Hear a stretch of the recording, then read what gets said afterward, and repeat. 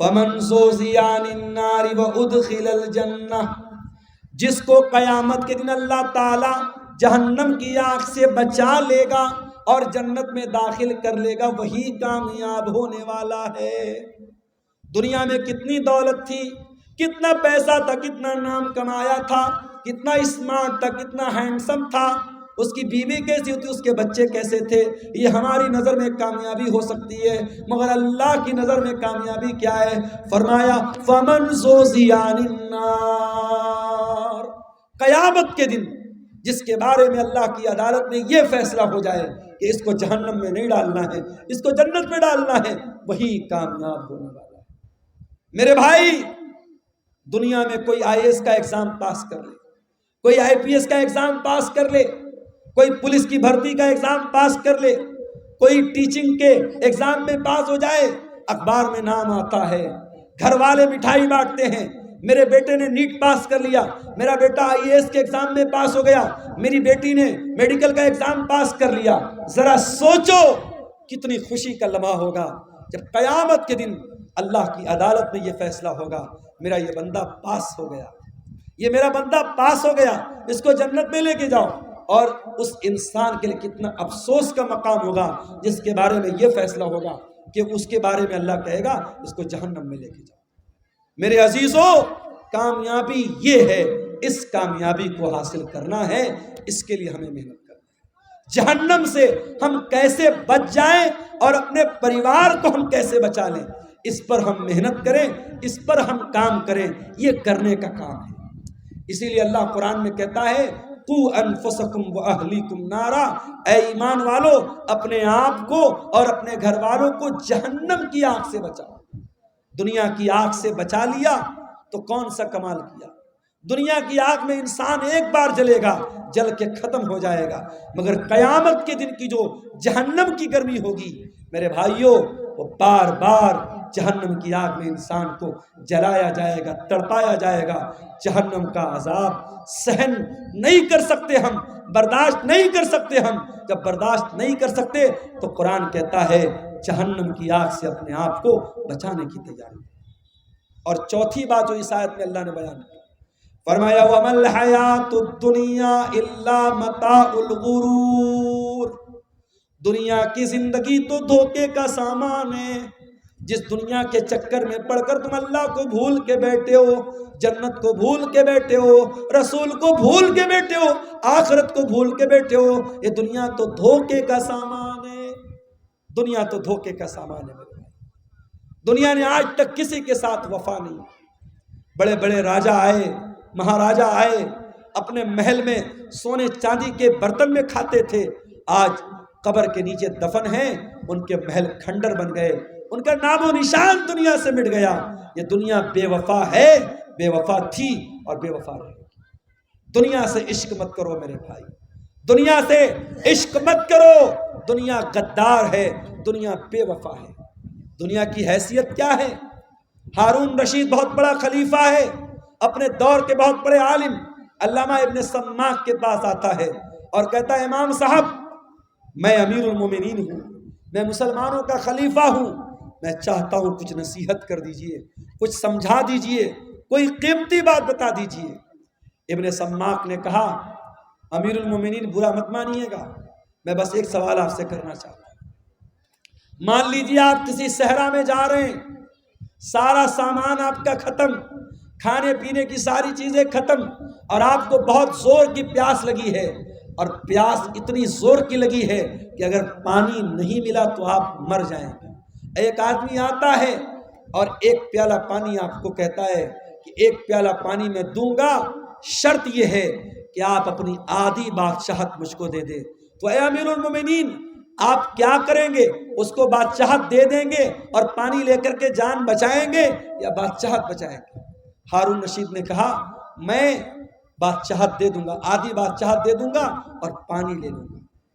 ابن سماک نے کہا اے امیر المومنین پانی آپ نے پی لیا، پانی باڈی کے اندر رک گیا، پانی تھم گیا، پیشاب لگا ہے مگر پیشاب کا راستہ بند ہو گیا، پیشاب نہیں نکل رہا ہے، آپ کو درد ہو رہا ہے، تکلیف ہو رہی ہے، اگر پیشاب نہ ہوا تو آپ مر جائیں گے، زندگی کے آخری کگار پہ پہنچ گئے۔ اب ایک دوسرا انسان آیا، اس نے کہا ہارون رشید میں تیرا پیشاب جو رکا ہے اس کو کھول سکتا ہوں، تیرا پیشاب ہو جائے گا، تیرے بدن میں جو پانی رکا ہے باہر نکل جائے گا، کنڈیشن یہ ہے کہ تو اپنی آدھی حکومت مجھ کو دے دے۔ تو کیا آپ اس کو دے دیں گے؟ ہارون رشید نے کہا ہاں میں دے دوں گا۔ ہارون رشید نے کہا ہاں میں دے دوں گا۔ ابن سماک نے کہا امیر المومنین بس یہی پیغام ہے، اس بادشاہت پہ غرور مت کیجیے گا، اس سلطنت پر دھوکہ مت کھائیے گا، اس سلطنت کی اوقات ایک پیالہ پانی اور پیشاب کے چند قطرے ہیں، اس سے زیادہ اس حکومت کی حیثیت نہیں ہے، اس بادشاہت کی حیثیت نہیں ہے۔ میرے عزیزوں آج بہت سارے لوگ ہمارے بیچ میں ہیں، کل نہیں ہوں گے۔ آج اپنے پیسے پر آپ کو غرور ہے تو کان کھول کے سن لو، آپ سے زیادہ پیسہ قارون کے پاس تھا۔ اگر آپ گاؤں کے پردھان ہیں، آپ علاقے کے منسٹر ہیں، اپنے علاقے کی بڑی ہستی ہیں اور آپ کو بڑا ناز ہے کہ صاحب میرا بڑا نام ہے، میری بڑی شان و شوکت ہے، آپ سے زیادہ شان و شوکت فرعون کی تھی، آپ سے بڑی بادشاہت نمرود کے پاس تھی، نہ نمرود کی بادشاہت اس کے کام آئی، نہ فرعون کی سلطنت اس کے کام آئی، نہ قارون کی دولت اس کے کام آئی، نہ قوم عاد کی طاقت اس کے کام آئی، نہ قوم سمود کا پاور اس کے کام آیا۔ میرے پیارے ساتھیوں اگر کام آنے والی کوئی چیز ہے اللہ کا دین کام آئے گا، آپ کے نیک عمل آپ کے کام آئیں گے، ایمان آپ کے کام آئے گا، آپ کا عقیدہ آپ کے کام آئے گا۔ میرے عزیزوں سورہ آل عمران کی اس آیت میں 4 سبق ہمیں ملے۔ پہلا سبق مرنا ہے، کل نفس ذائقۃ الموت، ہر نفس کو موت کا مزہ چکھنا ہے۔ یہ مدرسے والے چندے کے لیے آپ سے اپیل کر رہے ہیں، اور آپ اتنے بھی غریب نہیں ہیں 150 آپ نہ دے سکے، مگر آج نہیں دے رہے ہیں، اور جب مر جائیں گے تو بیٹا کیا کرے گا؟ زندگی میں کبھی باپ کی طرف سے صدقہ نہیں کیا، کبھی باپ نے خود صدقہ نہیں کیا، مر گیا تو بیٹا کیا کر رہا ہے؟ باپ کی طرف سے مدرسہ بنوا رہا ہے، باپ کی طرف سے ٹیوب ویل لگوا رہا ہے، ماں کی طرف سے مسجد میں قرآن دے رہا ہے۔ ارے زندگی میں ماں باپ کی قدر کرو اور زندگی میں صدقہ خیرات کیا کرو۔ اللہ کے نبی سے پوچھا گیا سب سے افضل صدقہ کون سا ہے، سب سے بہترین صدقہ کون سا ہے؟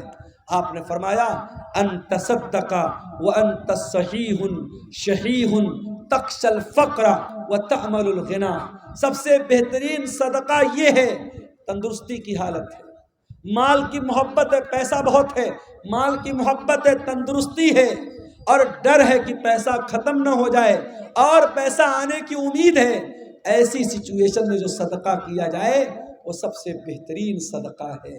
میرے عزیزوں صدقہ خیرات کرنے کے لیے، نیکی کے کام میں حصہ لینے کے لیے موت کا انتظار مت کرو، موت آئے گی اور پل بھر میں آپ کا فیصلہ کر دے گی، موت آپ کا کام تمام کر دے گی۔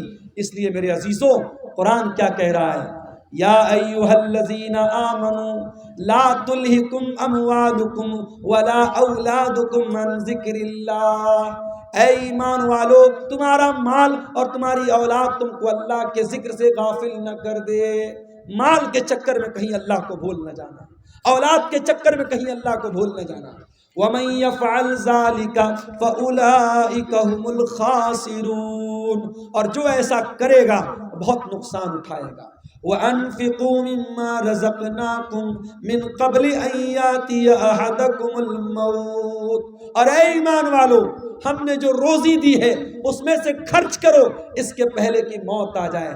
فَيَقُولَ رَبِّ لَوْلَا أَخَّرْتَنِي إِلَىٰ أَجَلٍ قَرِيبٍ فَأَصَّدَّقَ وَأَكُن مِّنَ الصَّالِحِينَ، کہیں ایسا نہ ہو کہ موت کے آنے کے بعد تم کہو کہ اے اللہ 1 گھنٹے کا ٹائم اور دے دے، 1 منٹ کا ٹائم اور دے دے، میں تیری راہ میں صدقہ کرنا چاہتا ہوں، میں نیک بننا چاہتا ہوں۔